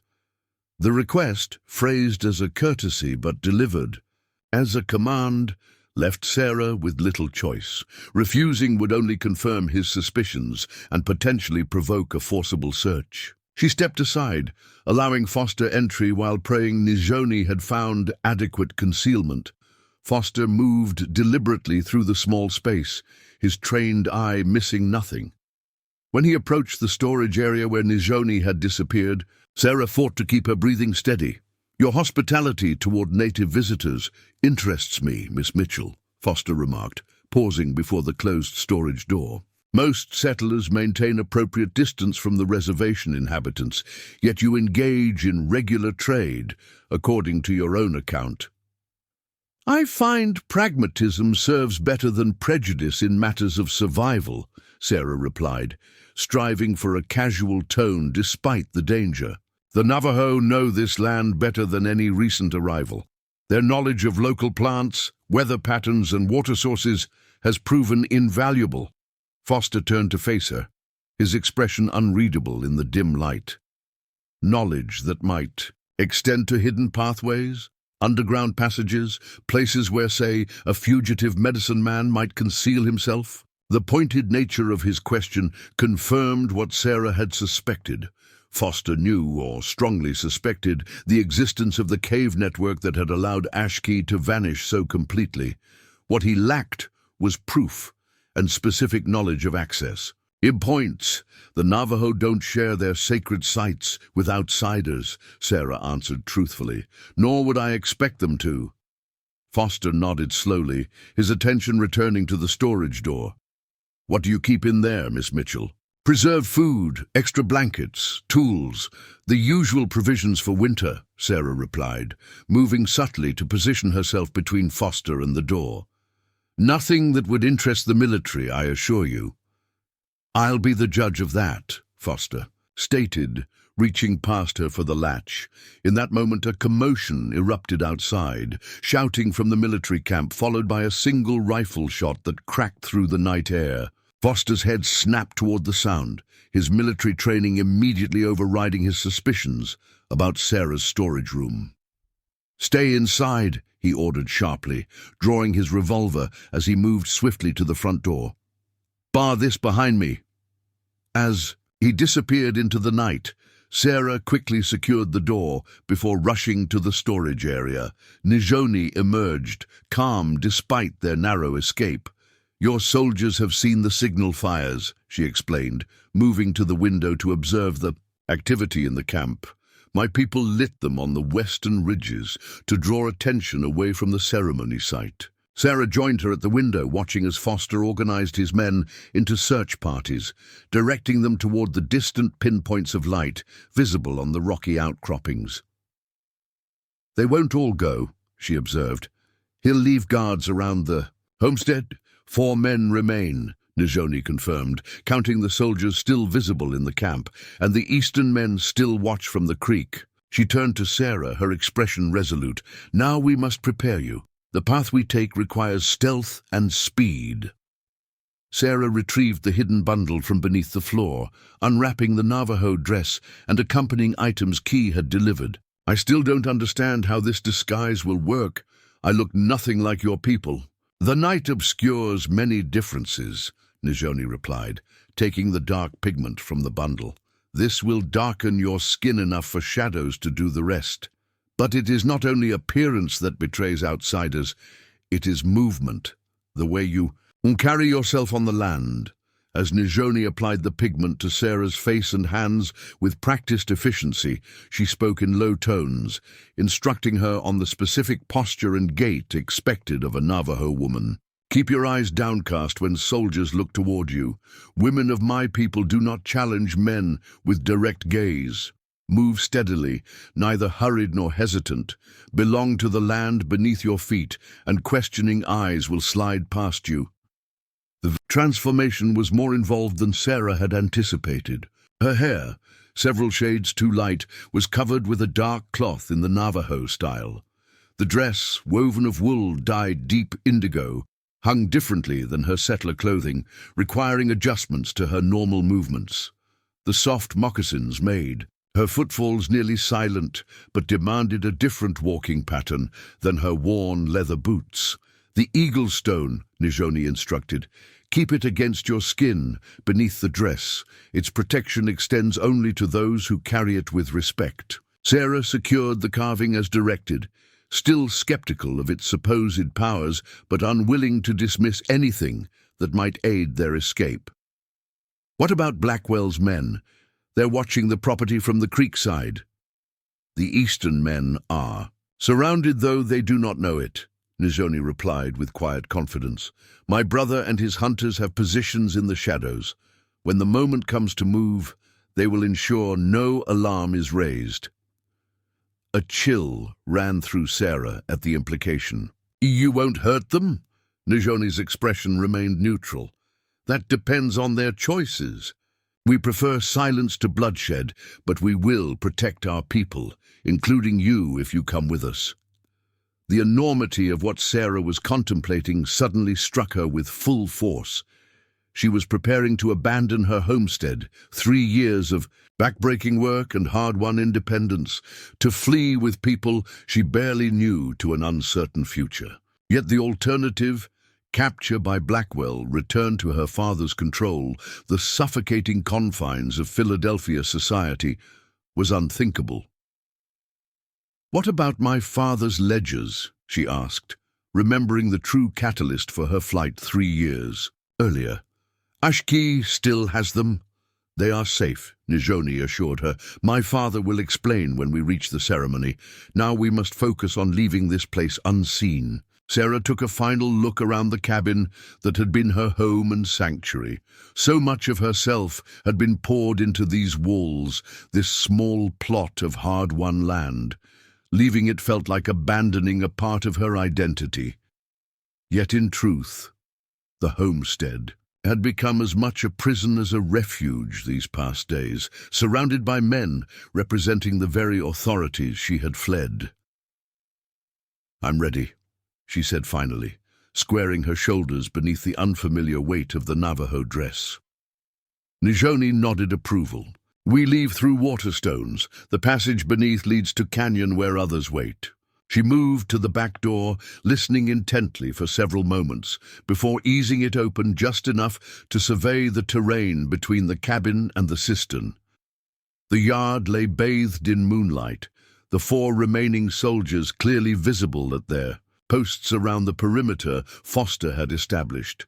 None were stationed directly behind the cabin, a tactical oversight that suggested Foster had not truly expected trouble from that direction. "Now," Nijoni whispered, slipping out the door in a fluid motion that seemed to merge with the shadows. Sarah followed, consciously adjusting her movements to match the instructions she had received. Back straight, steps measured, eyes aware but never lingering too long on any single point. Together they moved across the open ground, using the deeper shadows cast by outbuildings where possible, but ultimately relying more on deliberate purpose than concealment. The strategy proved remarkably effective. One soldier glanced in their direction, but his gaze passed over the 2 Navajo women without registering their significance. To his military mind, trained to watch for specific threats, they registered merely as native women going about their business, unexpected but not inherently suspicious in territory where indigenous people still moved freely despite reservation boundaries. They reached the cistern without challenge, Nijoni immediately kneeling to locate the hidden entrance that had so fascinated Blackwell earlier that day. Sarah cast one final glance toward her cabin, its silhouette a darker shadow against the night sky. "No looking back," Nijoni murmured, correctly interpreting Sarah's hesitation. "The eagle flies forward only." Sarah nodded, turning her attention to the task at hand. Nijoni had removed several stones from the cistern's base, revealing an opening barely large enough for an adult to pass through. Beyond lay darkness, the faint scent of damp earth rising. From the hidden passage, "I go first," Nijoni instructed. "Follow close. Touch wall with left hand always. Many branches in tunnel, easy to become lost." She slipped into the opening with practiced ease, disappearing into the blackness below. Sarah hesitated only momentarily before following, lowering herself into the narrow shaft that angled steeply downward into the earth. The passage was tight, forcing her to crawl in places, the rough stone walls scraping against her shoulders despite her careful movements. Darkness enveloped her completely once the entrance was several yards behind, a primal blackness untouched by moon or stars. "Keep moving."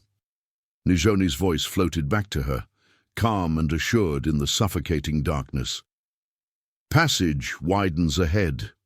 As promised, the tunnel gradually expanded until Sarah could stand upright, though she had to stoop slightly to avoid the low ceiling. The absolute darkness remained disorienting, her world reduced to the sound of Nijoni's movements ahead and the rough stone beneath her left hand. "How far does this tunnel extend?" Sarah whispered, her voice sounding strange in the confined space. "Beneath mountains," Nijoni replied. "Ancient rivers carved paths long ago. My people found them, expanded some for ceremonies, for protection when enemies came. Few outsiders know they exist. They continued in silence for what felt like hours, but was likely only 20 minutes, the passage occasionally branching or changing direction. Sarah maintained contact with the left wall as instructed, trusting Nijoni's knowledge of this lightless labyrinth. The air grew noticeably cooler as they descended deeper into the earth, carrying hints of mineral scent Sarah couldn't identify. When light finally appeared ahead, a faint, flickering glow around a bend in the tunnel. Sarah felt a surge of relief so powerful her knees nearly buckled. The illumination grew stronger as they approached, revealing a larger chamber where a single torch burned in a wall sconce, tended by a figure Sarah immediately recognized. "You made it," Key observed, his expression revealing momentary surprise. As he took in Sarah's transformed appearance, "The disguise serves you well. I almost didn't recognize you." The soldiers remained distracted by the signal fires. Nijoni asked, accepting a water skin her brother offered. Key nodded. "Foster took most of his men west, chasing shadows. Those who stayed are watched. The eastern men by the creek are no longer a concern." Something in his tone made Sarah glance sharply at him. "You didn't. They sleep," Key assured her, correctly interpreting her concern. "Herbs in their water make dreams that last until morning. No blood was spilled." Sarah accepted the water skin when offered, the cool liquid soothing her dust-dry throat. "Where are we going from here? Where is Ashki?" "Grandfather waits at Ceremony Cave," Key replied, retrieving the torch from its holder. "Not far now, but we must hurry. Moon reaches proper position soon." With Key leading the way, torch held high to illuminate the uneven path, they continued through a series of increasingly large chambers connected by short passages. Evidence of human modification became more apparent. Steps carved into steeper sections, support beams in potentially unstable areas, small niches holding ceramic vessels of unknown purpose. "Many generations worked these passages," Nijoni explained, noting Sarah's interest in their surroundings. "Stories say our ancestors found refuge here when great drought came, when other tribes became enemies fighting for water and hunting grounds." The tunnel suddenly opened into a vast cavern whose ceiling disappeared into darkness above the torch's reach. The path descended in switchbacks along the cavern wall, leading to a floor where dozens of small fires burned in a circular pattern. Within that circle, figures moved in what appeared to be carefully choreographed movements, their shadows dancing against the stone walls in hypnotic patterns. As they began their descent toward the ceremony, Sarah felt the eagle stone warm against her skin, almost as if responding to their arrival at this sacred place. Below, among the gathered Navajo, waited Ashki and whatever wisdom he intended to share about her father's ledgers. Knowledge that might finally free her from the past that had pursued her across a continent. The descent to the cavern floor seemed to transport Sarah across more than mere physical distance. Each step down the ancient pathway stripped away another layer of her settler identity, immersing her deeper into a world governed by rhythms and beliefs utterly foreign to her Eastern upbringing. The air grew warmer as they approached the ceremonial circle, carrying the mingled scents of burning sage, cedar, and unfamiliar herbs that created a sweet, earthy perfume unlike anything in Sarah's experience. Key led them around the outer edge of the gathering, where perhaps 40 Navajo people, men, women, and a few children, sat or stood in respectful silence. At the circle's center, Ashki knelt beside a small fire, his wounded side now showing no sign of the injury that had brought him to Sarah's doorstep a week earlier. He wore elaborate ceremonial garments adorned with intricate beadwork and silver, conchos that caught the firelight as he moved his hands in precise, practiced motions above an array of small objects arranged on a blanket before him. When he looked up and spotted their approach, a smile of genuine warmth transformed his weathered features. "Eagle Woman," he greeted Sarah, using a name she had never heard but somehow recognized as meant for her. You have crossed boundaries to join us." "She came through darkness without fear," Nijoni reported to her father, pride evident in her voice. "The disguise served her well." Ashki nodded, his dark eyes studying Sarah's transformed appearance with approval. "Shadows hide many differences, but the spirit cannot be disguised. Yours has the courage we suspected." He gestured for Sarah to join him by the central fire. "Come, there is much to share before dawn brings new challenges." Sarah approached hesitantly, acutely aware of the many eyes following her movement into the sacred space. Whatever trust Ashki and his children had extended to her clearly wasn't universally shared among the gathered tribe members. Their gazes held caution, assessment, and in some cases open suspicion. "Your people don't seem pleased by my presence," she observed quietly as she knelt across from Ashki. "My people have learned caution through generations of broken promises," the elder replied, "but they respect the eagle stone's choosing." He gestured towards Sarah's chest, where the carved talisman rested against her skin beneath the Navajo dress. "Such stones select their carriers.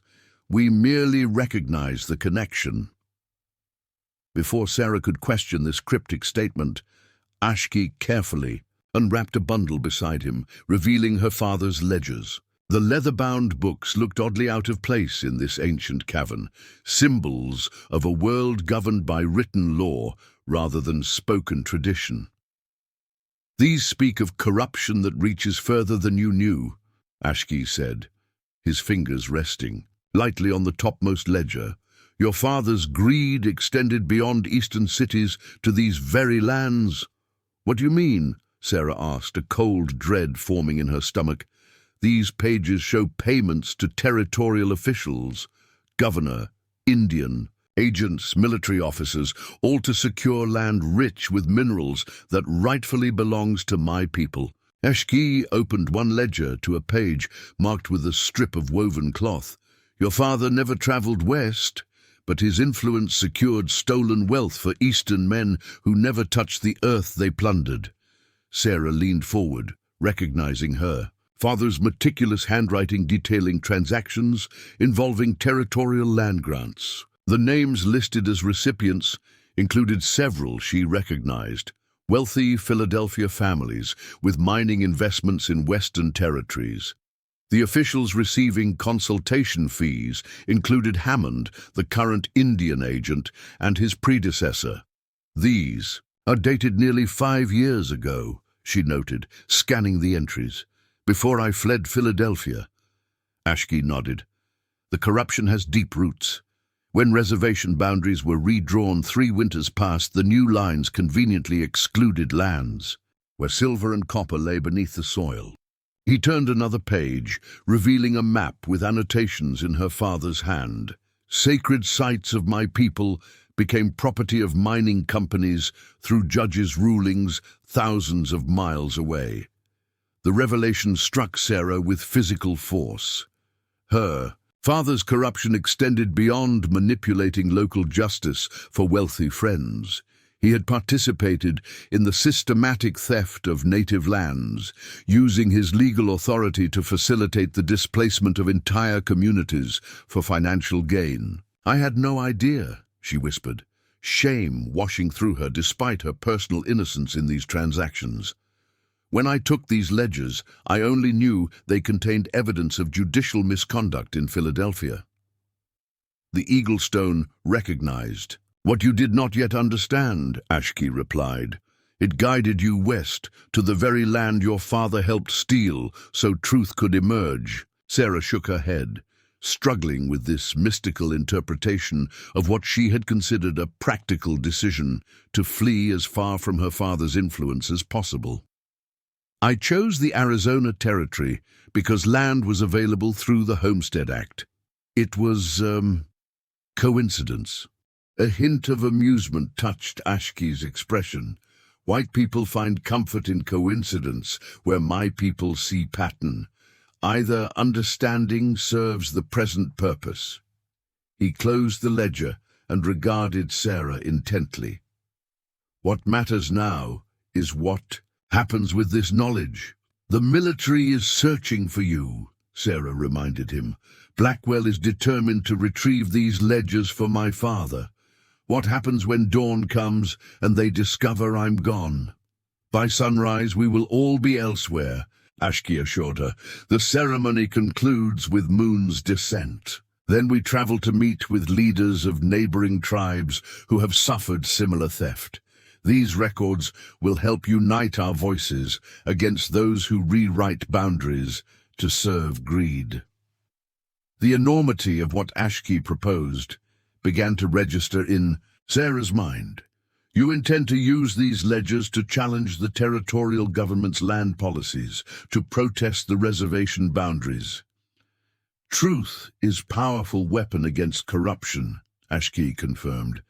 Your father's own words prove what our people have claimed for years, that boundaries were drawn to steal resources, not to establish peace. But the authorities will never accept evidence stolen by a judge's fugitive daughter and presented by a medicine man who violated reservation boundaries, Sarah protested. They'll dismiss it without consideration. Key, who had been listening silently nearby, joined their conversation. Not if evidence goes to Washington newspapers, not if copies reach humanitarian groups in eastern cities. His English, more fluent than Sarah had initially realized, carried the confidence of education. Words that territorial officials can ignore become harder to dismiss when printed for all to see. Sarah considered this strategy with growing appreciation for its potential effectiveness. Public exposure had been her original, half-formed plan.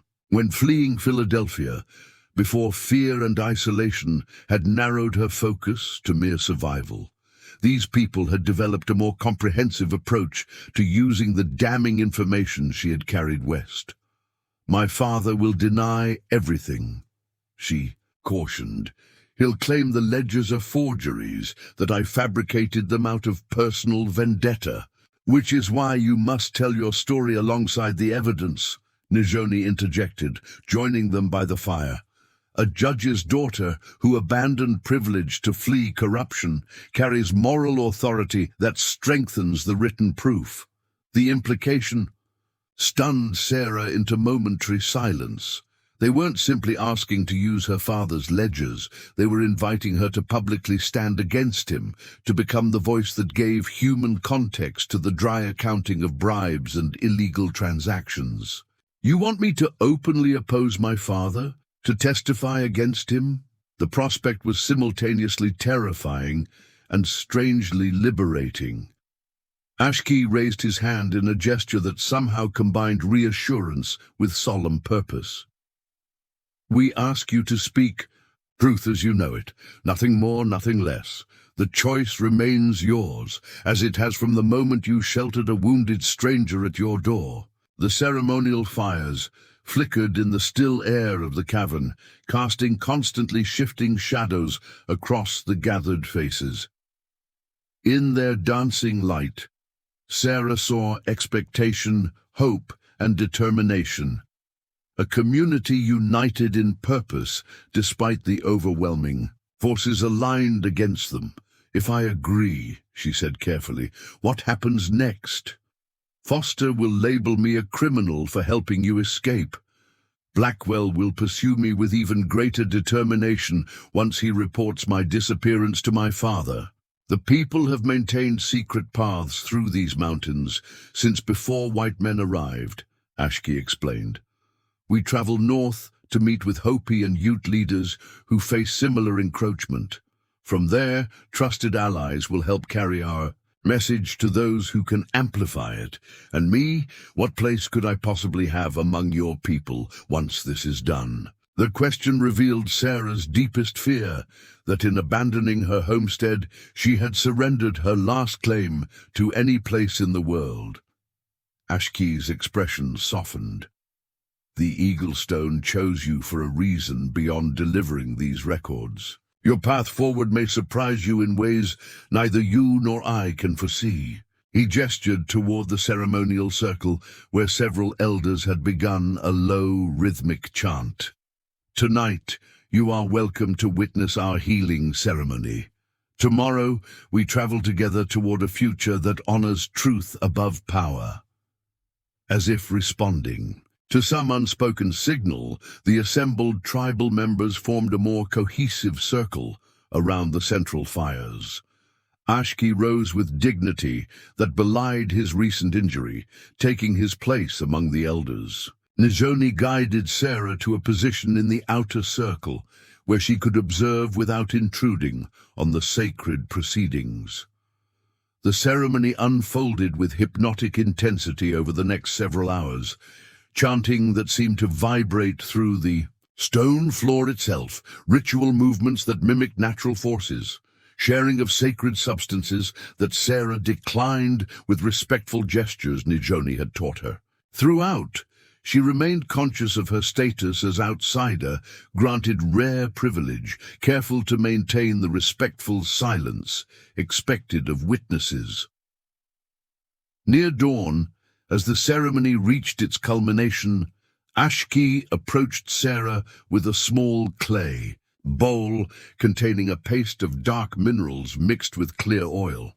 With ceremonial deliberation, he drew a simple design on her forehead, an eagle in flight, rendered in a few economical strokes. "Eagle woman returns to the sky people," he intoned in Navajo, the words incomprehensible to Sarah, but somehow carrying meaning beyond literal translation. Switching to English, he added, "You carry truth between worlds now, neither fully of your father's people nor of mine, but a bridge between both." The gathered tribe members acknowledged this declaration with a single unified sound. Not quite approval, not quite acceptance, but recognition of a new reality that included this transformed woman in their collective journey. As the ceremony concluded, the tribe began efficient preparations for departure.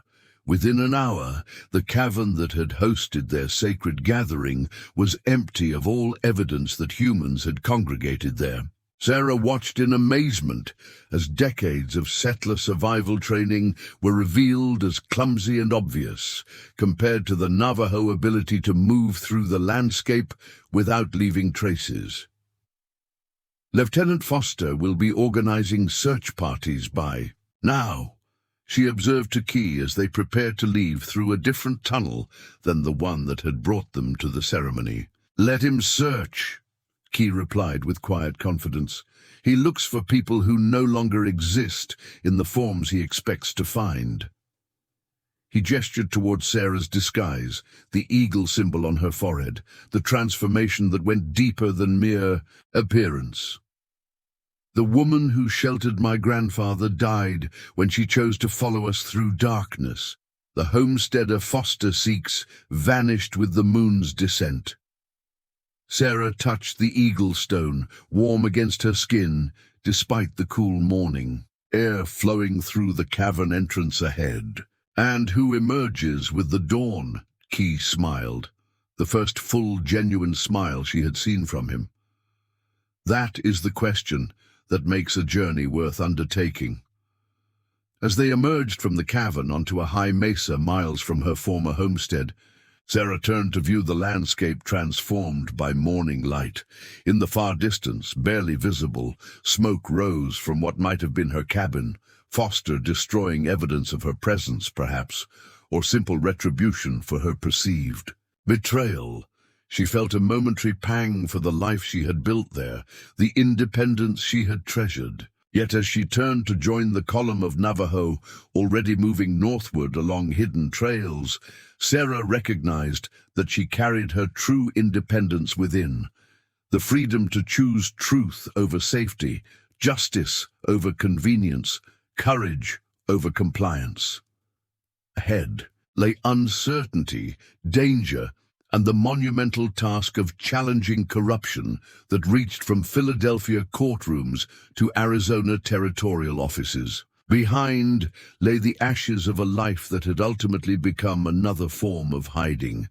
The eagle stone pulsed once against her skin, then settled into comfortable warmth as Sarah Mitchell, daughter of a corrupt judge, former homesteader, newly christened Eagle Woman, took her first steps toward a future where boundaries between worlds might prove more permeable than either her father or Lieutenant Foster could imagine. Above, a golden eagle soared on thermal currents, rising from the warming desert floor, its shadow briefly touching the small column of travelers before it banked toward the sacred mountains that had witnessed the unfolding of countless human dramas. Across centuries, Sarah followed its flight until it disappeared into the sun's glare, carrying with it the final fragments of the woman she had once been. Up next, you've got two more standout stories right on your screen. If this one hit the mark, you won't want to pass these up. Just click and check them out. And don't forget to like, subscribe, and turn on the notification bell so you don't miss any upload from us.